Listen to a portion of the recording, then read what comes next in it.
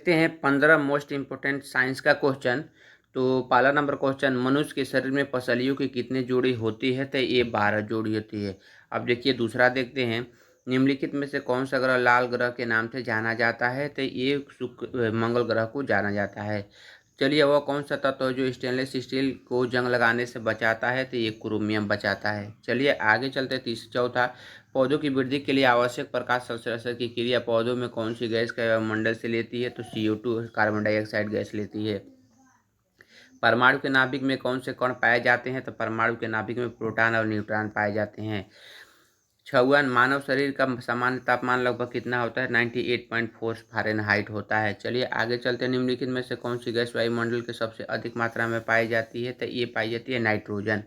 चलिए आगे, सूर्य की ऊर्जा का स्रोत क्या है? तो सूर्य की ऊर्जा का स्रोत नाभिकीय संलयन है। चलिए आगे चलते हैं। 9वां, मच्छर के कारण फैलने वाले रोग कौन सा है? तो ये मलेरिया है। चलिए आगे चलते हैं। 10वां, दूध से दही को जमने की प्रक्रिया को क्या कहते हैं? तो ये कहते हैं किण्वन कहते हैं। चलिए आगे चलते हैं। 11 नंबर, विद्युत बल्ब के अंदर कौन सी गैस भरी जाती है? तो आर्गन गैस भरी जाती है। 12, पृथ्वी के सबसे कठोर प्राकृतिक पदार्थ कौन सा है? तो ये हीरा होता है। चलिए आगे, रक्त को में पाए जाने वाला लाल रक्त का वर्णक क्या है? तो हीमोग्लोबिन है। चलिए 14 नंबर क्वेश्चन देते हैं, वह यंत्र जिसके द्वारा वायुमंडलीय दाब मापा जाता है इसे क्या कहते हैं? तो बैरोमीटर कहा जाता है। निम्नलिखित में से कौन सा विटामिन सूर्य की किरणों से प्राप्त होती है? तो विटामिन D प्राप्त होती है। चलिए